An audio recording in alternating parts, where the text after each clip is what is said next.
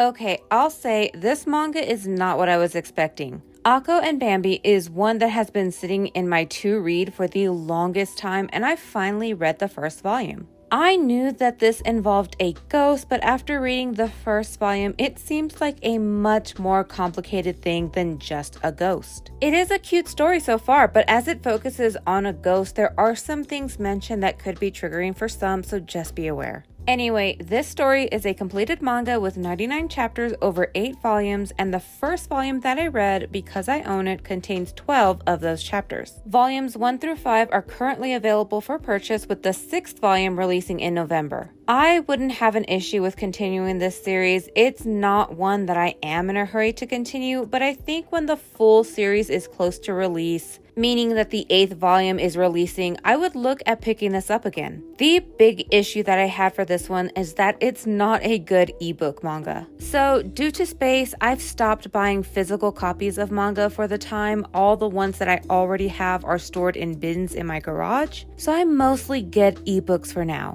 This one is more of a comic style, 8 panels per page, and some panels have a lot of text, making it harder to read. Some of the text was very small and in different colors, but I guess the benefit of reading digitally is that you can zoom in. Another difficult thing is the story does jump around between the different characters or different situations going on, and it's very abrupt. Since there's 8 panels each page, there's no indication, nor does it start at like the top. The changes kind of happen in the 3rd panel down, or even the 6th panel, so you really gotta pay attention. Anyway, just some slight spoilers about the story. The main character, whose nickname is Bambi, is a writer, and he just moved into an apartment where someone died. A couple weeks into living there, he meets a ghost of a young high school girl. It is revealed that she is not the one who died in the apartment, but she did meet that ghost, who has since left.